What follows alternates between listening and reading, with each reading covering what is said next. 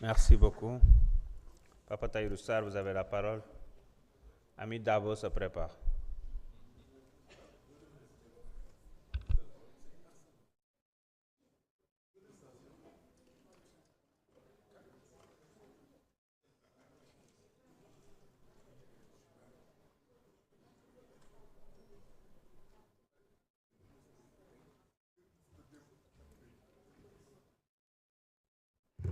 Bismillah, assalamu alaikum wa rahmatullah. Monsieur le Président, Monsieur le Ministre, Monsieur le Ministre, damay magnifier réforme bi ak avancement bi. C'est clair que protection sociale, c'est important pour tout employé. Mais lu ñu mën a wax mooy que dañu war a élargir en fait la zone de réforme parce que Sénégal li ñuy décider daanaka ci assemblée bi yëpp c'est d'ordre formel alors que secteur informel bi ñoom ñoo ëpp ci ñuy liggéey. Secteur informel bi ñoom ñoo ëpp ci ñoo xam ne maanaam ñoom ñooy participer à l'économie tant direct qu'indirect ci économie sénégalaise te loolu je pense que il faut ñu sóoraale ko parce que li ñuy toog fii di décider lu bëri pour ñi nga xam ne maanaam am nañu jàng bi am nañu yenn niveau bi ba nga xam ne maanaam société wala benn genre agence wala direction moo leen mën a employer alors que pendant ce temps am na ñoo xam ne ils vivent de façon informelle ay nu mu tudd nu ñu koy waxee bay dundee la maanaam seen bopp la ñuy liggéeyal muy marchand ambulant yi dawalkatu moto cag-cag yi dawalkatu ñëpp et tout te ñoo ñëpp maanaam seen protection bi njëkk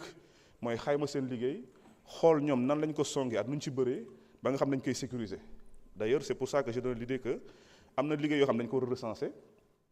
teg ko ci loxo que des sénégalais ba nga xam ne maanaam intérêt sénégalais kese moo ciy génn parce que étranger mën na ñëw si dëkk di fa liggéey mais am na liggéey yoo xam ne par sécurité sociale par sécurité intérieure mais aussi par sécurité économique ay doomu réew mi kese ñoo ko war a liggéey et loolu il est temps que état mën ci réfléchir beneen bi mooy utilité inspection du travail parce que inspection du travail ñun ñëpp xam nañ que ni mu waroon taxawoo ko Sénégal état bi dafa bawoo créer agence direction inspection mais sans joxe maanaam les moyens pour que liggéey bi am amul benn sénégalais buy liggéey ci benn société wala benn nu mu tudd ci entreprise nga yeewu ñu ne la société inspection du travail berte nañu ñëw na xool nu ñuy liggéeyee da ngay dugg ci ay bërëb yoo xamante ne étranger yi ñoo ëpp 1000 fois ay sénégalais wala nga xool ay marché yoo xam ne turc da koy gagné nu mu tudd ci indien da koy gagné chinois da koy gagné ñu indi seen main d'œuvre nga dem ci ay travaux de BTP nga gis benn chinois di dawal camion nga gis benn indien di dawal camion wala turc dawal camion alors que pourtant il y a des camionneurs il y a des chauffeurs au Sénégal te loolu rafetul. beneen bi mooy gardiennage bi ci mbiru agent sagam yi laay ñëw agent sagam yi sonn nañu parce que kuy dundee salaire u 100 000 francs ñu ciy jël impôt 5 000 francs di ci jël IPM 1 000 francs même repos médical agent sagam yi dañ leen di dagg 3 000 francs ban dëkk bu normal la nit di daggee nit par repos médical xaalis amul fenn fu dul Sénégal man mosuma ko gis agent sagam yi dañuy dagg maanaam nit day ñëw feebar mu indi wane li tax mu feebar mu wane ñaata jour la jël ñu ne daal chaque jour bi ngay toog dañ lay dagg 3 000 francs c'est salaire c'est pas du tout normal loolu amul ci benn dëkk bu sérieux beneen bi mooy port autonome docker yi fa nekkoon ba Abdoulaye Wade di quitté pouvoir bi daf leen signé woon benn convention de déchargement boo xamante ne docker yi déjà ay sénégalais lañu mais dañ leen war a fayeeku chaque jour 15 000 francs après état bi sàggan na ba léegi docker yi fa nekk 5 000 francs la ñuy fayee ko pour la bonne et simple raison que ay étrangers lañu maanaam sénégalais yi ñoo ne ci biti étrangers yi ñoo ne ci biir ñiy wàccee étrangers yi wàccee seen bateau ñoom ñooy génn négocier at ay étrangers dugal leen di leen fay débarquement déchargement du moins 5 000 francs léegi loolu lan lañ mën a protéger maanaam emploi Sénégal parce que loolu secteur yi bëri la soo demee ci BTP bi même soo demee maanaam même ba ci travaux yi nga xam ne man de rénovation stade yi géologie yi chinois yi ñoo gagné marché yi mais soo fa demee ay yeneen étranger nga fay gis mais pas doomu sénégalais yi et loolu c'est pas normal il est temps ñu xool maanaam sénégalais bi nan la mën a amee primeur ak priorité di liggéey dëkkam c'est pas parce que jàngul wala c'est pas parce que état mënu koo reconnaître parce que ñi ñu fi waxee ñu bëri état reconnaître leen moo dañ leen bàyyi seen bopp te loolu c'est pas normal moo tax ma ni am na liggéey yoo xam ne dañ ko war a jël teg ko ci loxo sénégalais yi muy transport muy marchand ambulant muy liggéey yu bëri yoo xam ne sénégalais yi kese ñoo ko war a mën liggéey parce que sénégalais yi noonu fii lañ dëkk fii lañ yaroo fii la ñuy dundee état bi la ñuy fay ñooy fay courant ñooy fay ndox ñooy fay lépp alors que étranger bi moom yoonam newul ci loolu day dajale tuuri dëkkam donc il est temps ñu xool maanaam nan la ñu mën a sauver ak dimbali ak sécuriser emploi sénégalais yi biir Sénégal incha allah maa ngi ziar. Merci honorable. Ami Dabo, vous avez la parole. Moussa Amadi Sarr se prépare.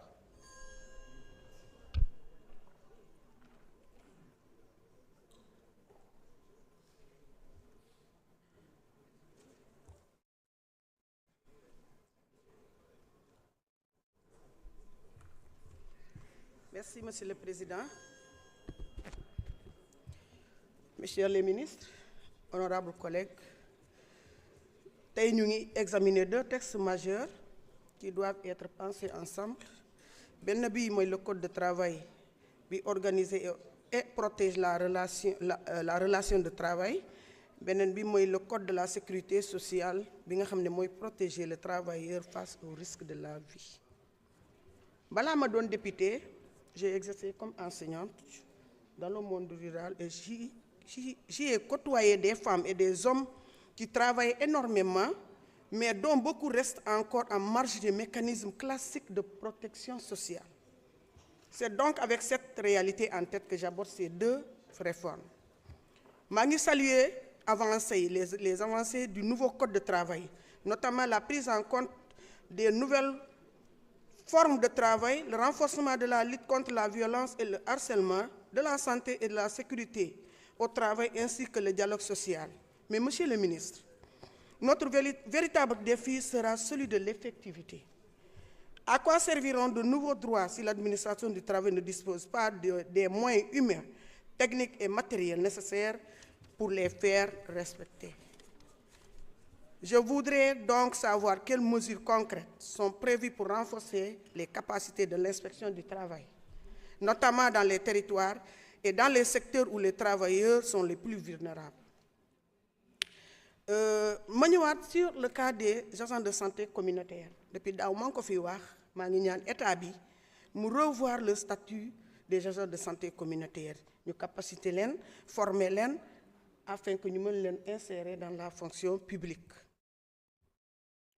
Concernant le Code de la sécurité sociale, je voudrais particulièrement saluer l'extension de la couverture aux travailleurs indépendants et aux très petites unités économiques. C'est une avancée importante pour notre pays. Mais elle pose une question essentielle: comment faire entrer effectivement dans le système de protection sociale ceux qui vivent de revenus faibles, irréguliers ou saisonniers? Je pense particulièrement aux agriculteurs, aux éleveurs, aux pêcheurs, aux artisans, aux petits commerçants et surtout aux nombreuses femmes qui font vivre l'économie de nos territoires. Monsieur le ministre, quels mécanismes de cotisation simplifiés et quel accompagnement de l'État permettront à ces travailleurs de bénéficier réellement de la protection sociale? Il faudra également veiller à ce que cette réforme ne soit pas une protection sociale à 2 vitesses, accessible et effective dans les grands centres urbains, mais difficilement mobilisable dans les territoires ruraux. Enfin, l'élargissement de la couverture et des prestations nous impose de regarder avec attention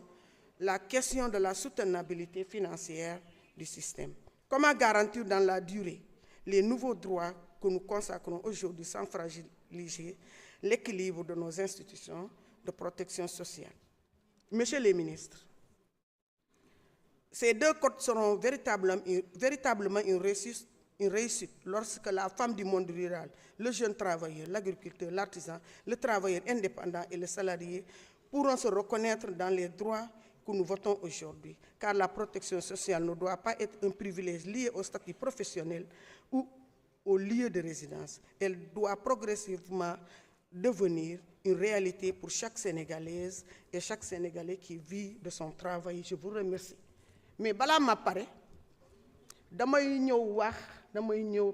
wax ci l'homme, damay def digression touti ndax tambi déssé na ma ci l'homme au parcours exceptionnel ki nga xamanteni son discours et son parcours ba légui dafa mengo moy le guide de la révolution, le président Ousmane Sonko. Président Ousmane Sonko, je suis du département de Mbour dans la commune de Saly Portugal. Je renouvelle ma confiance, mon engagement à soutenir le parti et à être dans tes côtés pour la réussite du projet. Ousmane Sonko alal titeluko. Président Ousmane Sonko ay villa titeluñu ko ba mu nekké impôt et domaine 15 ans